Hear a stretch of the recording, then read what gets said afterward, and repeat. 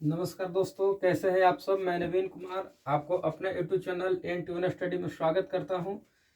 दोस्तों, आज मैं आपके साथ काफ़ी दिनों के बाद यूट्यूब पर आया हूं, क्योंकि समस्याएं मेरे साथ बहुत है, समय भी मेरे पास कम रहता है और भी बहुत ऐसे इशू था जिसकी वजह से मैं आपके साथ नहीं आ रहा था।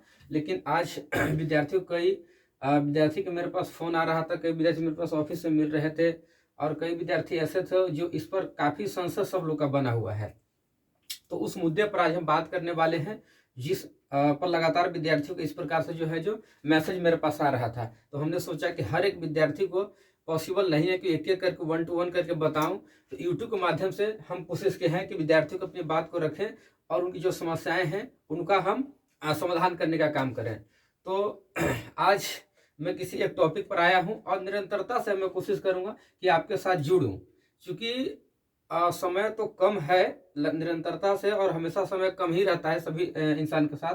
तो हम लोग सोचेंगे कि आपके साथ जुड़े और यथासंभव कोशिश करेंगे कि हम आपके साथ आज के बाद हमेशा से आपके साथ रहें। तो आज हम जिस विषय पर बात करने आए हूँ, रेलवे की जो न्यू बहाली आई है, टेक्नीशियन का बहाली आई, उस पर बात करने आया हूँ। देखिए, टेक्नीशियन का बहाली का पहले का पैटर्न कुछ और था और आज का पैटर्न कुछ और है। हाँ, बिल्कुल चेंज हुआ है। विद्यार्थी के मन में प्रश्न ही आ रहा है कि सर चेंज हुआ, पैटर्न का चेंज हुआ है या फिर और किसी चीज का चेंजिंग है, तो किस प्रकार से है उसको हम लोग ज्यादा बताइए। क्योंकि यूट्यूब पर लगातार हमने भी देखा है, तो कुछ यूट्यूब वाले कुछ बताते हैं, तो कुछ शिक्षक कुछ बता रहे हैं। तो हमने हर एक चीज को पहले देखा है, खुद से समझा है, उसके बाद मैंने वीडियो बनाने का डिसाइड किया है, आपको बताने का काम किया है। तो यहाँ तो जो भी चीज बताया जाए इस चैनल के माध्यम से, तो अब परफेक्ट ही रहेगा, ये बात स्पष्ट आप जान लीजिए।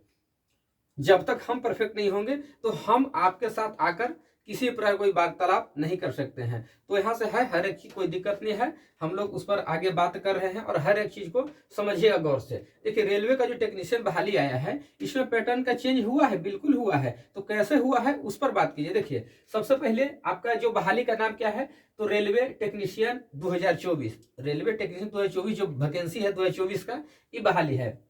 इसमें एक एक करके हमने हर एक चीज को दर्शा भी दिया। यहाँ पर देखिए, 1 नंबर में आइएगा तो लिखा है पद का नाम, यहाँ लिखा है पद का नाम। पद का नाम क्या है, तो RRB टेक्नीशियन। पद का क्या नाम है, तो RRB टेक्नीशियन आपका जो पद का नाम है, RRB टेक्नीशियन पद का नाम है। उसके बाद दूसरा में आवेदन प्रारंभ की तिथि, जो आवेदन है, आवेदन कब से जो प्रारंभ हो रहा है, तो आवेदन प्रारंभ का तिथि जो कि आपका स्टार्ट हो चुका है, यानी 9/3 से जो स्टार्ट हो चुका है। हम लोग आज 10 तारीख को वीडियो बना रहे हैं, तो यानी कल से ही आवेदन का तिथि स्टार्ट हो गया है, कल से ही विद्यार्थी आवेदन कर रहे हैं। लेकिन अभी आपको आवेदन नहीं करना है, क्योंकि किसी भी काम को करने के लिए थोड़ी समय दीजिए, उसको समझिए, 2-4-5 दिन का समय लीजिए, तब तो आवेदन कीजिएगा। आवेदन जो स्टार्ट हो चुका है आपका, लेकिन आवेदन नहीं करना है। आवेदन करना रहेगा तो हम कोशिश करेंगे कि एक वीडियो आपको फिर से बनाएं, और आवेदन कैसे करना है, किस प्रकार से करना है, तो और कहाँ पे किस जगह पे आप डालेंगे तो सेफ जोन रहेगा, तो तमाम चीज हम कोशिश करेंगे कि हम आपके साथ जुड़े। लेकिन अभी फिलहाल 2-4 दिन आप रुक जाइए, आवेदन मत कीजिए। लेकिन आवेदन जो प्रारंभ की तिथि जो 9/3 से स्टार्ट हो चुका है, और उसके बाद आवेदन जो उसका अंतिम तिथि, आवेदन का अंतिम तिथि कब है, तो आवेदन का अंतिम तिथि है 8/4/2024 को, यानी 8 तारीख चौथा महीने 2024 का अंतिम तिथि है। स्टार्ट है 9 तारीख तीसरा महीने 2024, 9/3/2024 से स्टार्ट है, 8/4/2024 तक जो आवेदन आपका लिया जाएगा।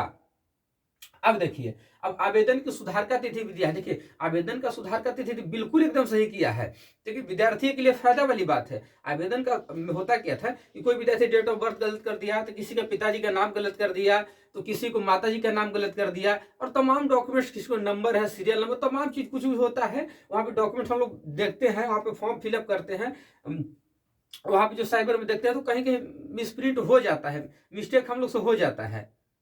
तो मिस्टेक होता है तो सुधारने का तिथि भी दे दिया है। तिथि आपका है 9/4/2024 से लेकर 8/4/2024 तक, 9/4/2024 से लेकर 8/4/2024 तक सुधारने का तिथि है। उसके बाद आवेदन शुल्क क्या है, फी क्या है, फी कितना लगेगा। देखिए, जनरल और ओबीसी, जनरल ओबीसी विद्यार्थी है, उसके लिए आपका फी 500 रुपये है। 500 रुपये आपका फी है जनरल और ओबीसी बच्चे के लिए। अगर आप जनरल है, ओबीसी है, तो 500 है। इसमें है क्या, समझिएगा, 500 फीस आपका है। इसमें एग्जाम के बाद, रिजल्ट के बाद जो आपका जो है जो आपका 400 रुपये वापस कर दिया जाएगा। इसमें आपको जो है 400 रुपये के वापस कर दिया जाएगा। एग्जाम के रिजल्ट के बाद 400 आपका वापस कर। यहाँ पे फॉर्म भरने पर उस समय ध्यान देना क्या है विद्यार्थी का, ध्यान दीजिएगा कि जिस साइबर कैफे में फॉर्म अप्लाई कर रहे हैं, तो उसमें ध्यान देना है कि आपका खुद का अकाउंट नंबर डालना है।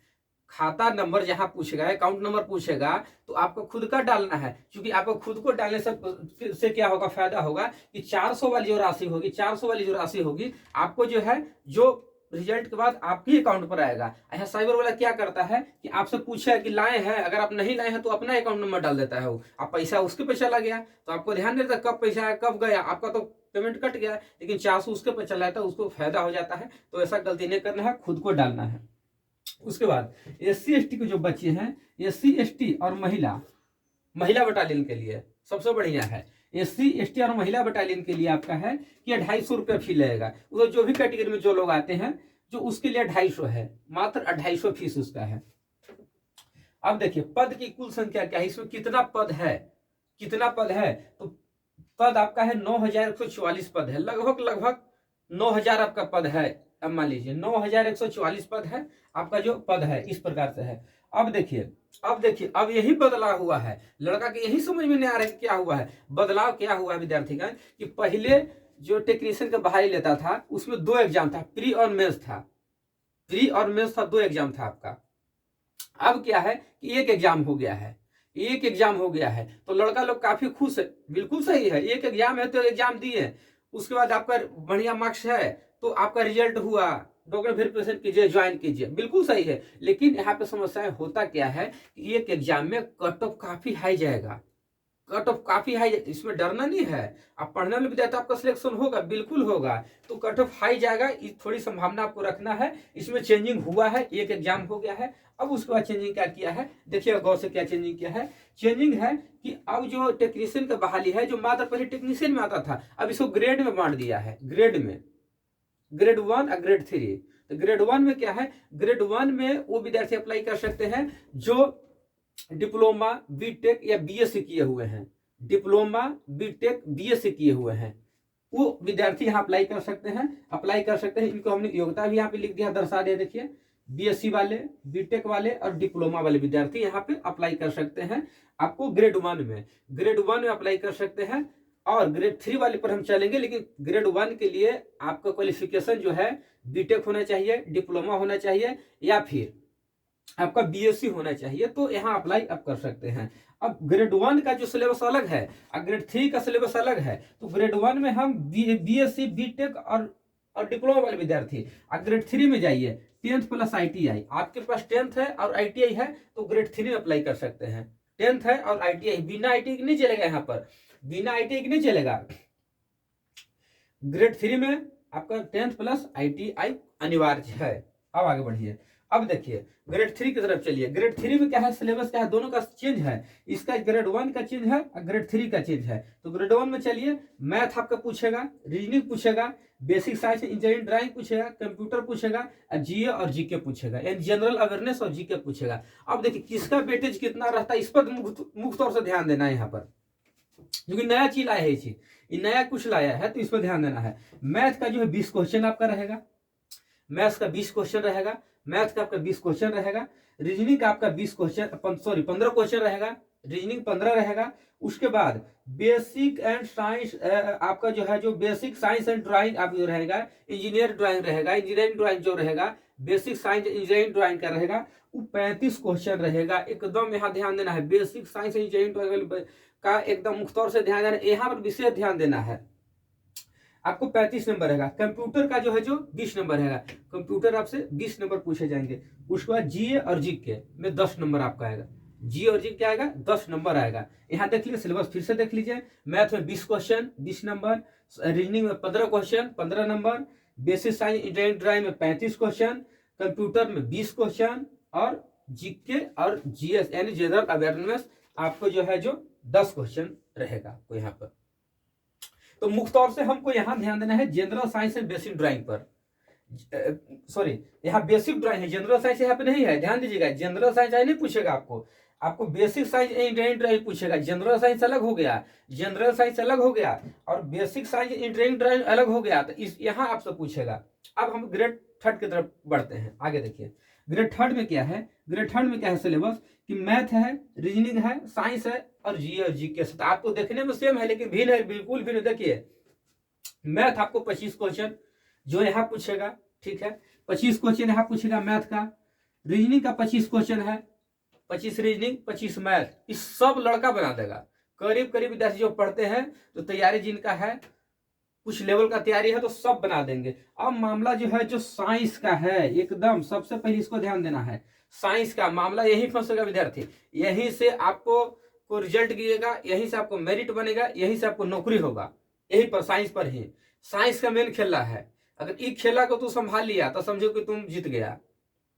अगर आप इस खेल को समझ लेते हैं तो समझिए कि आप रन को जीत लिए हैं, आप हासिल कर लिए, टेक्नीशियन में आपका जॉब हो गया। तो साइंस में 40 question 40 number, 40 question 40 number science का, only for science. Basic engineering drawing यानी पूछेगा, यहाँ पे जनरल साइंस पूछेगा। जनरल साइंस कौन कौन? Physics chemistry biology, physics chemistry और बायोलॉजी यहाँ पूछेगा, समझ लीजिएगा। यहाँ जनरल साइंस में फिजिक्स यहाँ नहीं पूछेगा इस चीज को, लेकिन यहाँ पूछेगा आपको। तो फिजिक्स केमिस्ट्री इसमें काफी अधिक विद्यार्थी इसी में है। ग्रेड थर्ड में ही सभी विद्यार्थी हैं, लगभग लगभग 80% प्लस विद्यार्थी हैं। यहाँ तो कुछ ही बच्चे हैं जो डिप्लोमा और जो बीएससी जो डिग्रीधारी बच्चे हैं। और जीए और जीके 10 नंबर है। तो इस पर विशेष तौर से ज्यादा ध्यान नहीं देना है, ध्यान देना है, मुख्य तौर से ध्यान देना है, लेकिन विशेष तौर से नहीं देना है। ये आपका जो है जो 10 क्वेश्चन में 4-5 बन ही जाएगा, सभी विद्यार्थी से बन जाते हैं। तो मुख्य तौर से आपको साइंस में ध्यान देना है और मैथ और रीजनिंग। तो जो बच्चे आईटीआई है और 10th पास है तो वैसे बच्चे के लिए बहुत सुनहरा अवसर है, जो है जो मैथ रीजनिंग और साइंस पढ़िए, आप नौकरी लीजिए। तो हमने एक एक चीज पर, हाँ एक और प्रश्न आ रहा था लड़का लोग के कि सर एज के लिए क्या किया। तो एज के लिए आपका है, एज के लिए आपका है दोनों ग्रेड 1 में ग्रेड 2 में दोनों में भी एज है, समझ लीजिएगा। तो ग्रेड 1 में एज का है, एज आपका 18 से 36 है। अगर ग्रेड 1 वाला विद्यार्थी आप फॉर्म डाल रहे हैं तो 18 से 36 है, 18 से 36। और ग्रेड थर्ड वाला डाल रहे हैं तो 18 से 33 वर्ष, 3 वर्ष का छूट दिया है। कोरोना काल में जिस प्रकार से हम लोग को समस्याएं जो है जो आई थी, उसको देखते हुए 3 साल का इन्होंने क्या किया है, छूट दिया है। तो एज क्या भी हो गया इसका। हाँ अब देखिए लड़का लोग क्या पूछता है कि सर क्या हम दोनों फॉर्म डाल सकते हैं? अगर आपके पास योग्यता है तो बिल्कुल डाल सकते हैं। योग्यता आपके पास है कि बीएससी है, डिप्लोमा है, या फिर हम कह सकते हैं कि बीटेक है, ये सब आपके पास डिग्री है तो फॉर्म इसको भी डालिए।